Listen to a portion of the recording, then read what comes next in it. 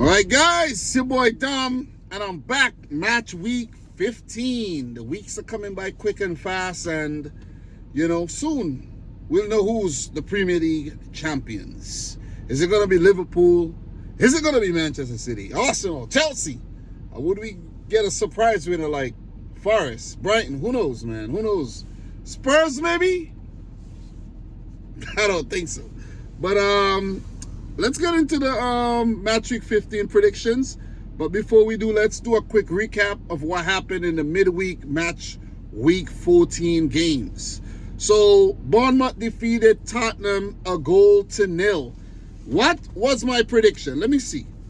I actually predicted Bournemouth to beat Spurs. That was my prediction. You know what I'm saying? Like that was easy. You see what I'm saying? So, well done to Bournemouth in this game. Huysen scored in the 17th minute. He's a young defender, up and coming. And, Tottenham were outplayed. I think they should have lost by about 4-0. You know what I mean? Tavernier, he was missing chances left, right, and center. And Bournemouth has been really good this season, man. They beat Spurs, they beat Arsenal, they beat Manchester City. God damn, mini Barcelona, if you ask me. So Spurs just being Spurs. Neither here nor there, 6s and 7s. Doubt. You feel me? Mixed signals. You see what I'm saying? That's Tottenham Hotspur for you. Mixed signals. You don't know if she like you or not. That's Spurs. So we're going to keep it short and sweet and keep it moving, man. The other game that was played yesterday, Fulham defeated Brighton 3-1. Fulham has a good record over Brighton, though, but I predicted Brighton to win the match, and I predicted a high-scoring affair. It was a kind of high-scoring 4 goals, but it was Fulham 3, Brighton 1, with Alex Iwobi scoring in the 4th minute. Carlos Baleba, really good goal in the 56th minute to equalize, but Iwobi, who did have numerous chances to score, scored again, but that was after Matt O'Reilly's own goal in the 79th minute. So, it was an Alex Iwobi show on the day, and there was a core of Arsenal youngsters in that Fulham team, you know what I mean? Very admirable, strutting their stuff away from the Emirates, where I think they could have been playing for the Emirates, for Arsenal at the Emirates, especially Smith Rowe and Reece Nelson. Alex Iwobi, so he went to Everton, now he's enjoying, life at Fulham a bit more, but quality performance by Marco Silva and his boys, man. So, just to show the reflection of the table, Fulham, they're 6th with 22 points, Brighton are 5th with 23 points, Bournemouth are 9th with 21 points, and Spurs are 10th with 20 points. So those are the games I did not talk about. I did a small video that hardly anybody watched, and I spoke about the other 8 fixtures that was played on Tuesday and Wednesday. And in terms of those games, Villa defeated Brentford 3-1, Arsenal defeated Man United 2-0, Everton 4, Wolves 0, Newcastle 3, Liverpool 3, one of the most delightful results of the week, in my opinion. That's just my opinion. It doesn't matter, guys. It doesn't matter. Just remember that. Man City 3, Forest 0, Southampton 1, Chelsea 5, Leicester 3, West Ham 1, and Ipswich 0, Crystal Palace 1. Let's get into match week 15 predictions. I spent 4 minutes recapping what happened, before match week 15, match week 14, basically. So now let's talk about match week 15. But wait, before we do that, guys, Mo Salah sits on top of the goal-scoring charts with 13 goals. Erling Haaland has 12. Cole Palmer has 9. Chris Wood 9. Brandon Mbeumo 8. Nicholas Jackson 8. And Johan Wissa also with 8 goals. Give it up to these guys, man. These players are on fire this season. Bukayo Saka has 10 assists. Salah has 8. Give it up to Mo Salah, man. He's an absolute fire. Cole Palmer as well with 6. Ahmad Traore, 5. Bruno Fernandes, 5. And Mikkel Damsgaard, who's come to life in the Premier League at Brentford, with 5 as well. Let's get into these matches, man. Look, I'm going to do them from the Monday games, go all the way up to the first game, which would be that game, Liverpool, the Merseyside derby between Everton and Liverpool. So I'm not going to be too long-winded. Like, I changed my tactics, man. I'm not doing sports anymore. This is all entertainment. This is all it is. Entertainment. You see what I mean? So take it with a grain of salt. West Ham Wolves. Guys, I have a 3-1 win for West Ham. They've done reasonable okay against Wolves, but this is a fixture where I don't really know where it's going to go because West Ham are like a mini Spurs, and then Wolves are kind of struggling this season, trying to find their own under Gary O'Neill, and the results, you know, were picking up, and then they suffered a setback in the big Everton loss, so it's kind of like hard to predict. You know, guys, you see these lights shining? I'm a superstar, man. You know what I mean? Come on. But I had to turn all the lights on in the van, though. But I had to charge up the van first, or else if I keep the lights on, then it'll die. So, but this battery seems pretty good, though. But for this game, I'm going to go for a 3-1 win for Lopetegui's West Ham United. They haven't really come to life this season. You know, you can't say that Bowen's playing good. You can't say Antonio Fulkrug, Ings. You know, the only player that was really building up some steam was Mohamed Kudus. Then he went and did something stupid and got, you know, suspended. So they still try. Paqueta has been a bit awful this season. So it's like, you know what I mean? They have Fabianski in goal. And then Wolves are just struggling all around and trying to integrate some new players into their team as well. So 3-1 to West Ham. Spurs versus Chelsea. For this one, guys, I'm going to go for a 3-1 win for Chelsea as well. They've been playing some really good football under Enzo Maresca. And the youngsters of Chelsea are going to beat the very unpredictable Tottenham Hotspur, who can't seem to get their shit together, but somehow they found a way to beat Manchester City 4-0. And that's what pisses me off. I can't wrap my head around how that was possible, and then they just dropping points left, right, and center to teams that they should beat.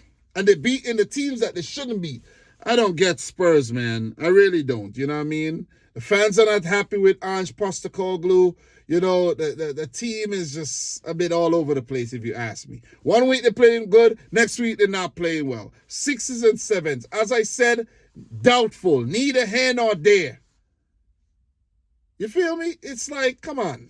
Mixed signals, FC. So, 3-1 to Chelsea. Cole Palmer is on fire. Nicholas Jackson is on fire.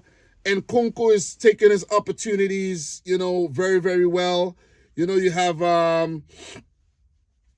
Madueke is playing well, Enzo Fernandez, and not to forget the defenders and the goalkeepers, you know, Sanchez and the defenders, they're playing well. Cucurella, these guys are playing well, man. You got to give credit when credit's due, and, you know, Chelsea's doing well. Pedro Neto, the backup brigade off the bench. Cole Palmer is on fire. 3-1 to Chelsea. Let's keep it moving, man. Ipswich, Bournemouth.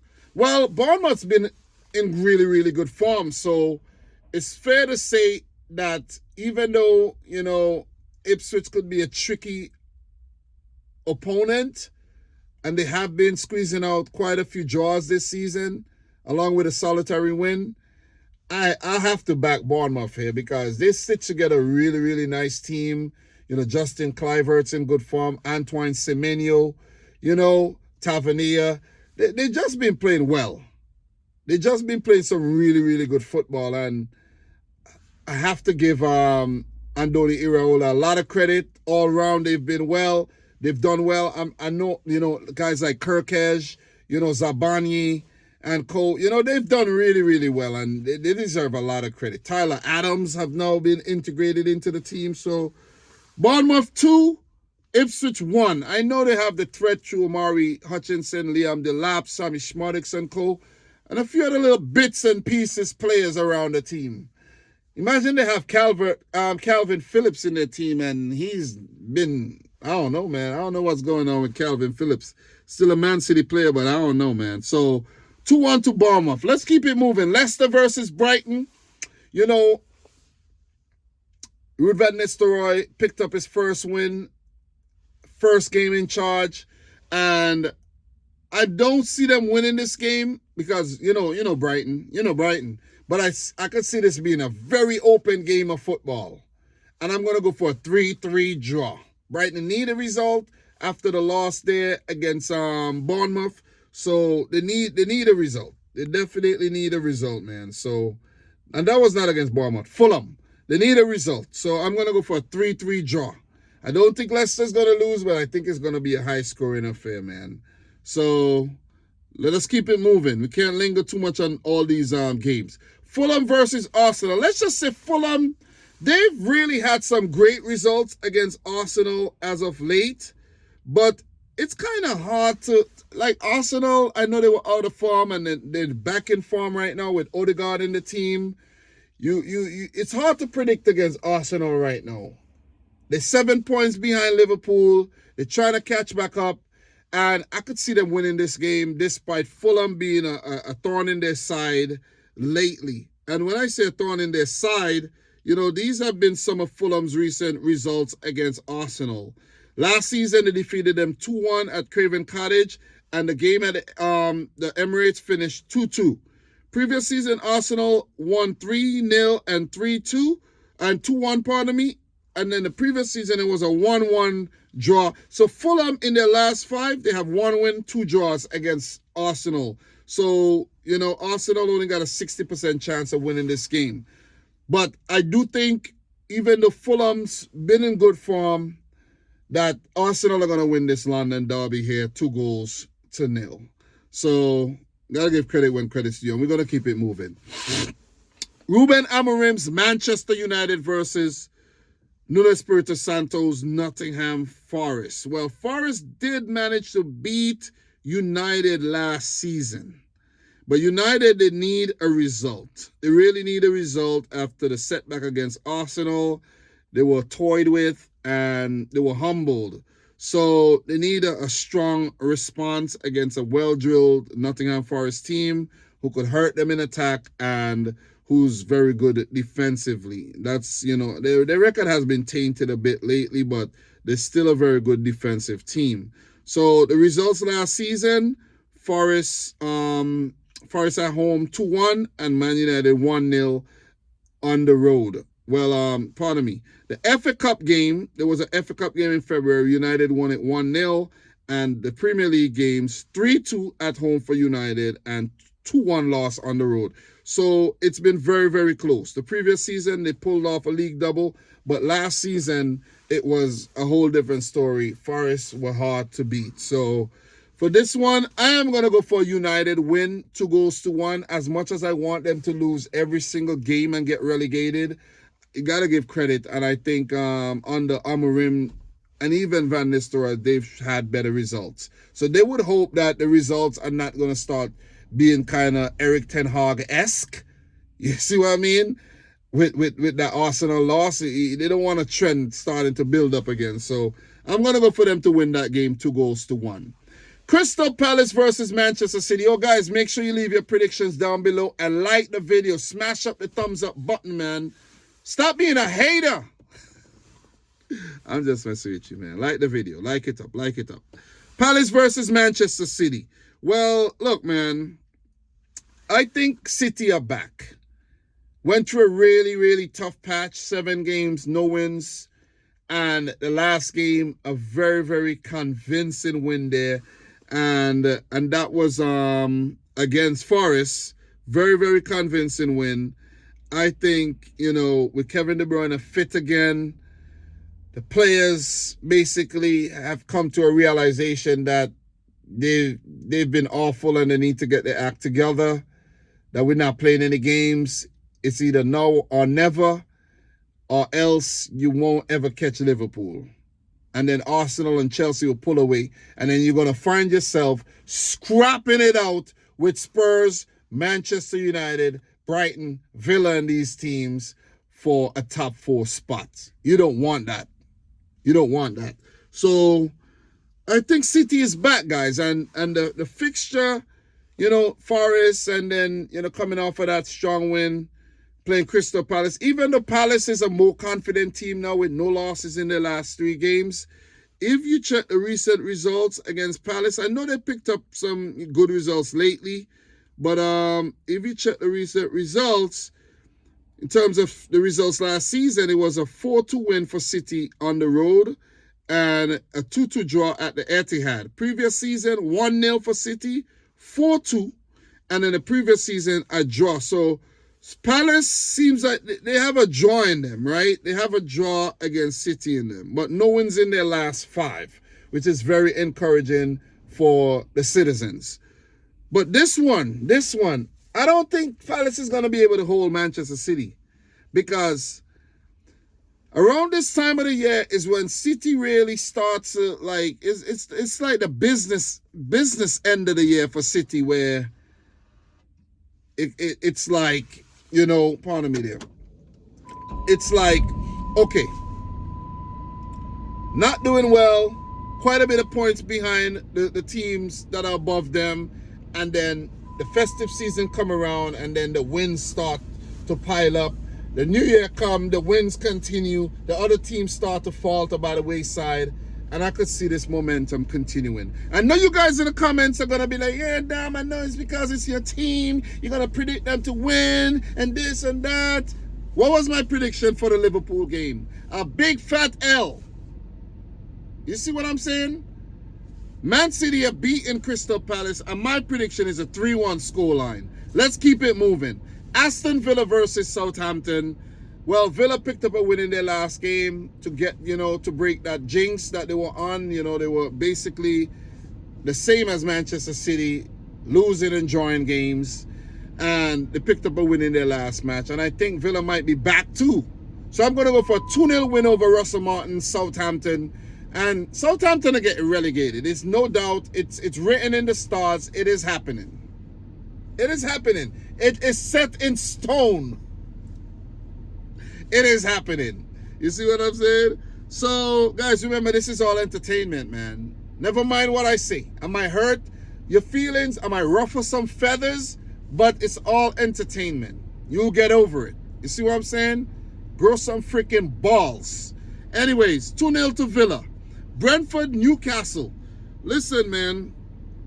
Newcastle, I think they got a really good record against Brentford. In their last 5 games, Newcastle, they've won every single game.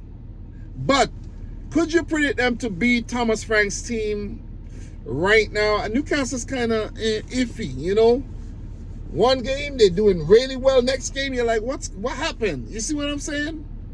What happened? What happened? You see? It's like somebody call your name unexpectedly and say, what happened? So it's like, it's hard to predict Newcastle, man.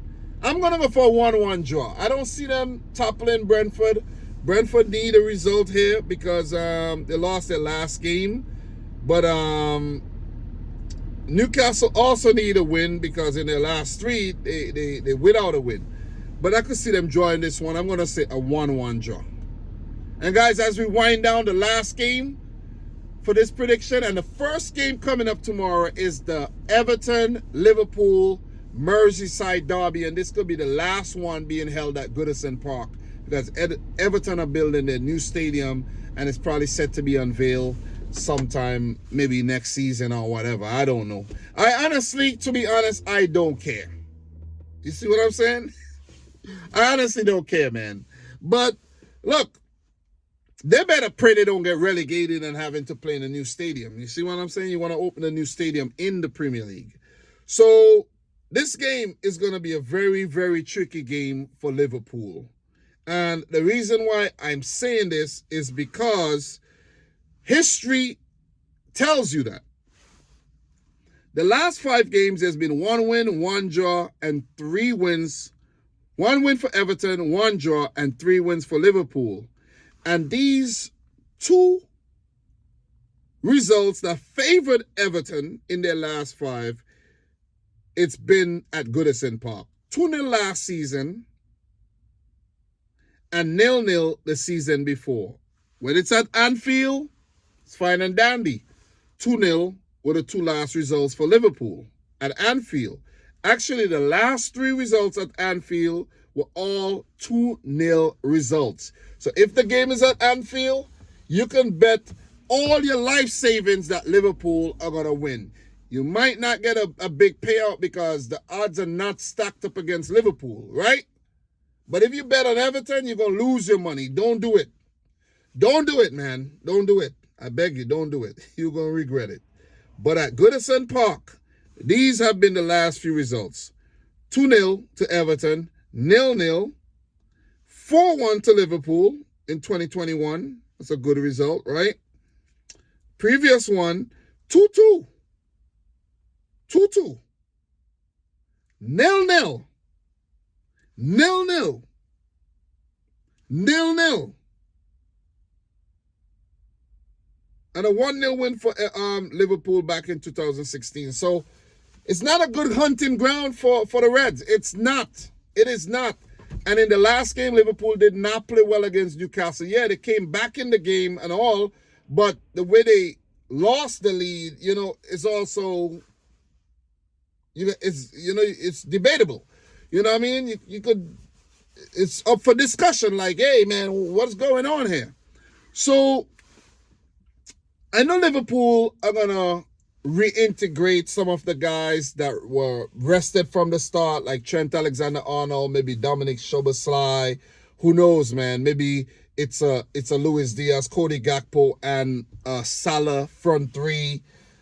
McAllister, Gravenberch, Szoboszlai in the midfield, Trent Alexander-Arnold, Gomez, Van Dijk, Robertson, Kelleher in goal, And you might ask, Dom, why you know the Liverpool team off the top of your head so well?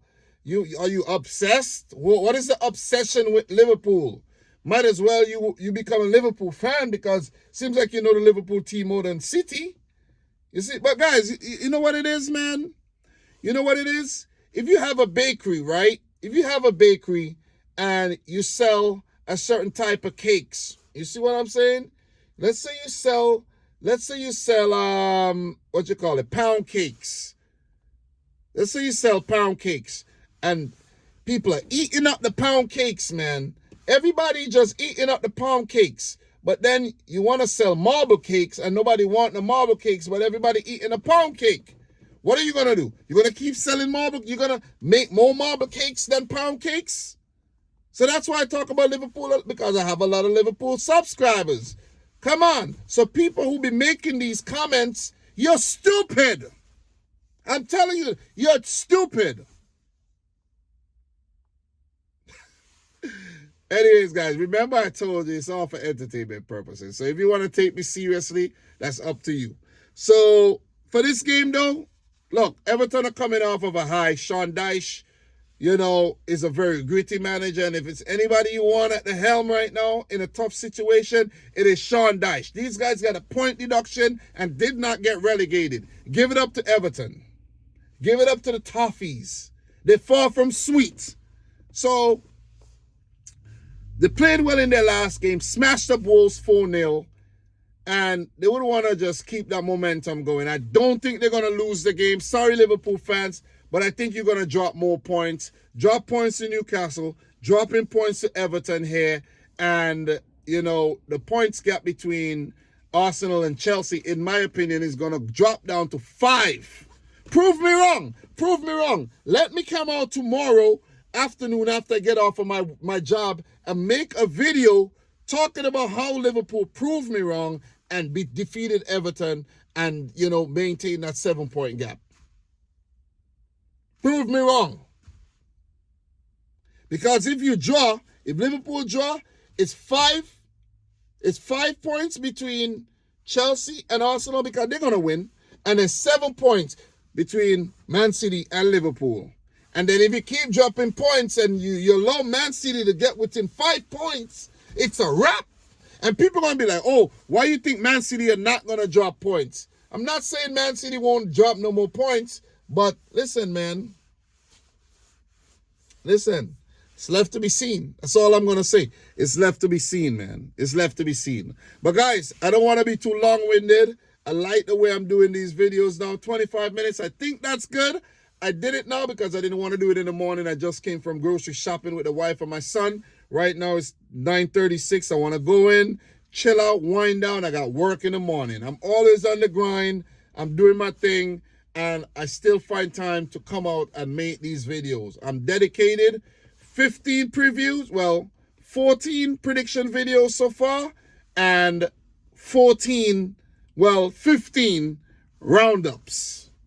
So I'm dropping the content. I know I'm not coming in with reactions for every match or dropping news or whatnot, but I'm still very consistent. And that's the thing. I'm not trying to prove anything. I'm not trying to be YouTube famous. I've been doing this a long time, guys. Since 2017. This is easy to me. This is easy. Imagine I'm doing these videos, not even editing, straight off the top.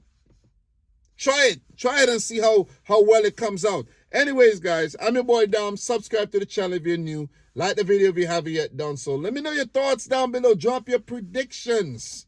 And until next time, peace out. Rich Squad. Let's get it. I'll talk to you guys tomorrow, all right? Peace.